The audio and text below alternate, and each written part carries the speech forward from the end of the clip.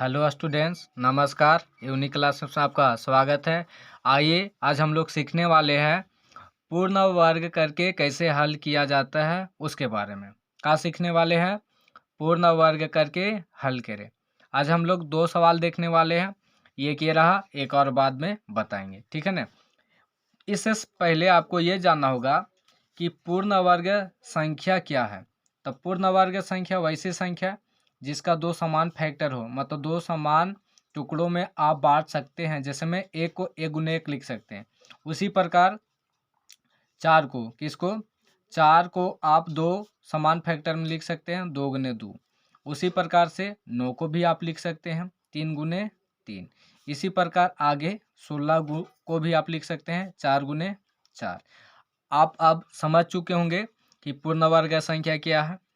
या फिर आप ये भी बोल सकते हैं वैसी संख्या जिसका पूरा पूरा वर्गमूल निकल सके तो उसको बोलते हैं का पूर्ण वर्ग संख्या, ठीक है। उसके बाद आपको दूसरा बात ये जान लेना होगा कि बराबर के दोनों तरफ आप समान संख्या से गुना करिए या समान संख्या से भाग दीजिए तो मान में कोई अंतर नहीं पड़ता है। जैसे में आप देख रहे हैं, ये दोनों तरफ अगर आप 2 से गुना कर दीजिए, कितना से 2 से गुना कर दीजिए। अब देखिए मान में कोई अंतर नहीं पड़ेगा, तो ये हो जाएगा 14x, अभी हो जाएगा 16y। सॉरी, ये y मान के चलिएगा, ये 16y, ठीक है। तो आप यहाँ पे फिर से जब काटिएगा तो हो जाएगा 7x बराबर 8y, मतलब 2 2 से कट गया तो 7x और 8y हो गया। तो आप देख चुके हैं कि समान संख्या से गुना किए फिर भी मान में कोई अंतर नहीं पड़ा, ठीक है। उसी प्रकार आप समान संख्या से भाग भी दीजिएगा तो मान में कोई अंतर नहीं पड़ेगा। जैसे में आप यहाँ पे देखिएगा, यहाँ पे हम भाग दे के बता रहे हैं, ये 7x है और ये 8y है, और दोनों तरफ समान संख्या से भाग दीजिए या समान अंक से, तो 2, यहाँ भी 2, पहले से 7x और 8y है, तो ये तिरछे तिरछे गुना हो जाएगा, या नीचे नीचे से काट भी दीजिए या तिरछे से गुना कीजिए तो हो जाएगा 14x बराबर में 8y 16y। अब फिर से कट जाएगा तो 7x और यहाँ पे 8y हो जाएगा, तो फिर से पहले ही जैसा था वैसा ही प्राप्त हो गया। तो आप समझ चुके होंगे, लेकिन दोनों तरफ समान अंक से या समान संख्या से भाग दीजिएगा, इधर 2 से तो इधर ही 2 से, ठीक है। चलिए अब हम लोग सीखते हैं पूर्ण वर्ग करके कैसे हल किया जाता है उसके बारे में। तो ये सवाल है 2x² माइनस 7x प्लस 3, लेकिन आपको इसमें से जानना होगा कि जो x² का गुणांक है, मतलब x² का गुणांक यहाँ कितना है, 2 है, तो ये पूर्ण वर्ग संख्या है नहीं है। अभी हम आपको बता चुके थे समान फैक्टर में नहीं तोड़ सकते हैं, ठीक है। तो आपको क्या करना होगा, इसको पूर्ण वर्ग संख्या बनाना होगा, या तो भाग दीजिए या तो गुना करके। तो हम यहाँ पे सीखेंगे गुना करके। तो आप कितना गुना कीजिएगा कि पूर्ण वर्ग संख्या बन सके, तो 2 है तो 2 से गुना कर दीजिए। अगर यहाँ पे 5 रहता तो 5 से, लेकिन अगर 4 रहता तो 4 तो पूर्ण वर्ग संख्या है, तो उसमें गुना या भाग करना नहीं पड़ता। तो इसमें क्या करेंगे, दोनों तरफ 2 से गुना कर देंगे। आप भाग भी दे सकते हैं, अगला में भाग देकर हम बता देंगे। इसमें क्या करेंगे, दोनों तरफ 2 से गुना करने पर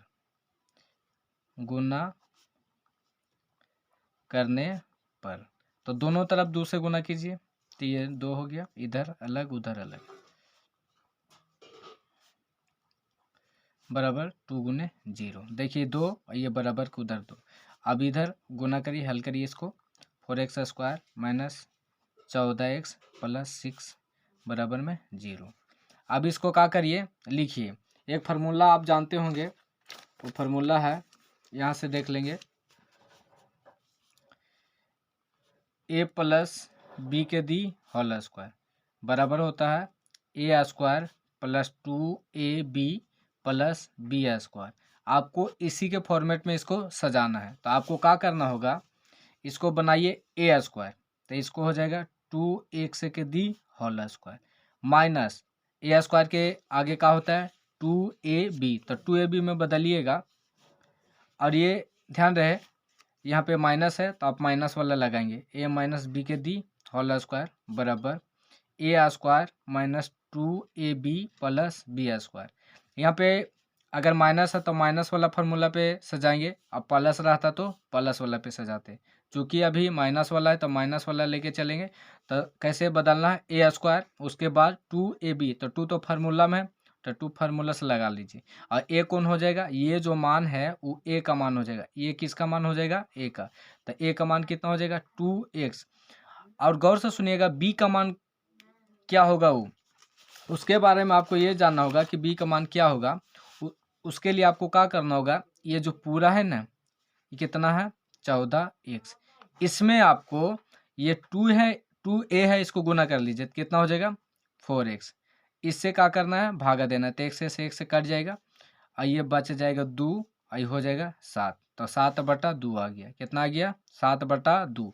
तो ये 7/2 आ गया, वो किसका मान हो गया, ये मान हो गया बी का, ये किसका मान हो गया ए का। तो देखिए किस में बदल गया 2ab, ये हो गया ए का मान, ये भी ए का मान और ये किसका मान हो गया बी का। तो 2ab में बदल गया।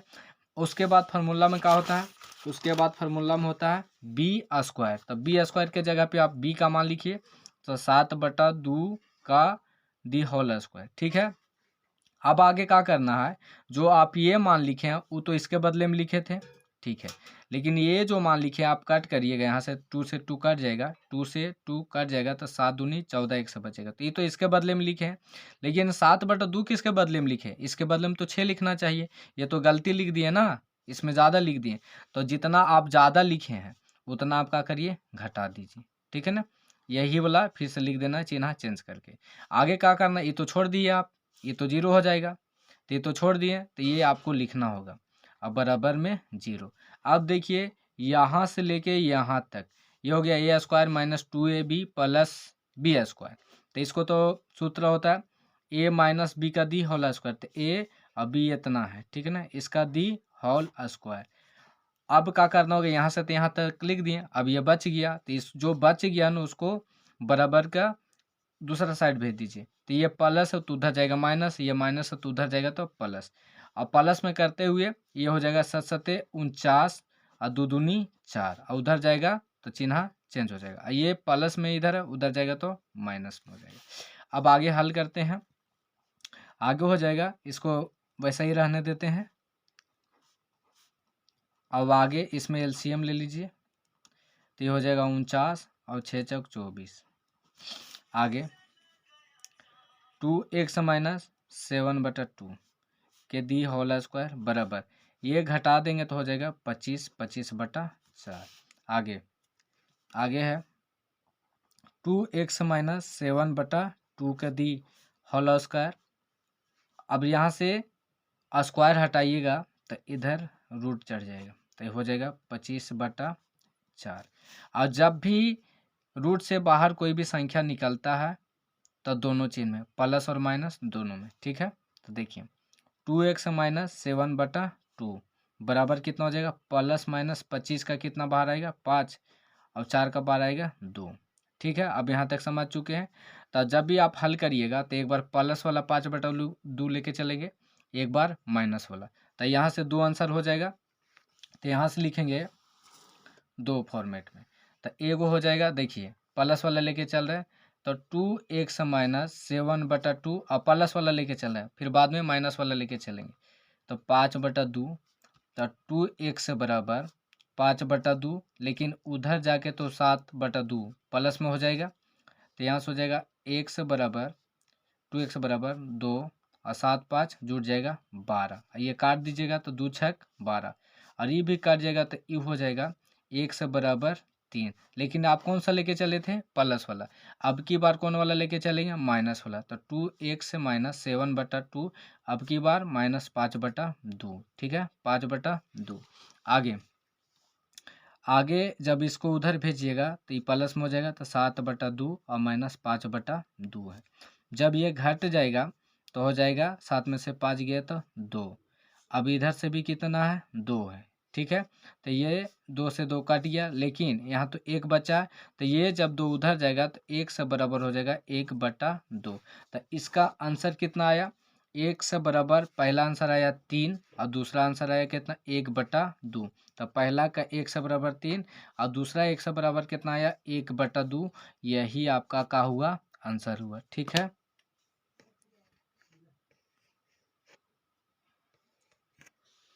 चलिए अब दूसरा सवाल को हल करते हैं। ठीक है ना, ये रहा दूसरा सवाल।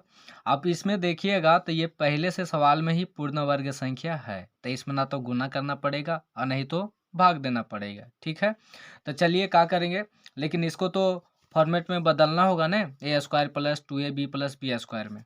क्यों? क्योंकि यहाँ प्लस है, अगर माइनस आता तो माइनस वाला पे बदलते। तो चलिए लिखते हैं, इसको लिखेंगे 2x का the whole square plus, plus है तो प्लस 2 फॉर्मूला से, और ये किसका मान होता है, ए का।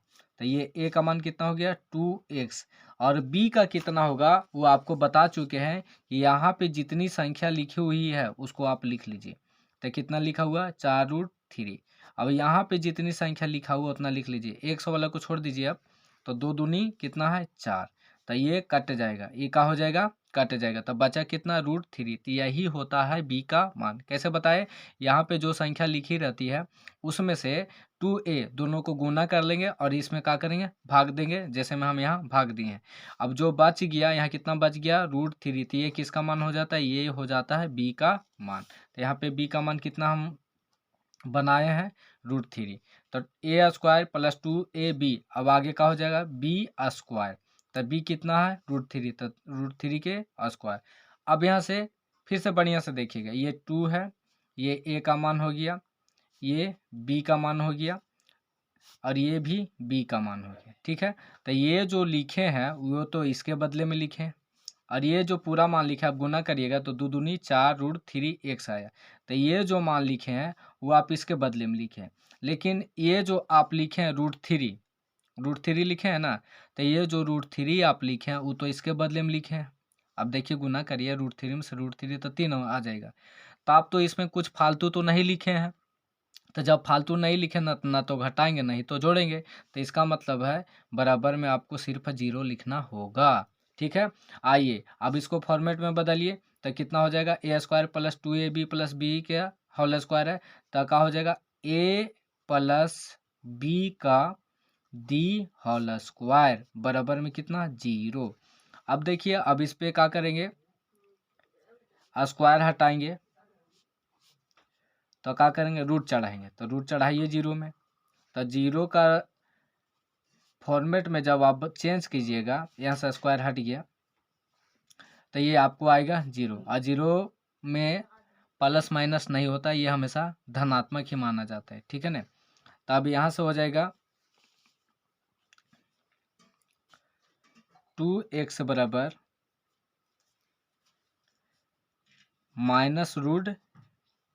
ठीक है ना, तो x से बराबर हो जाएगा -√3/2।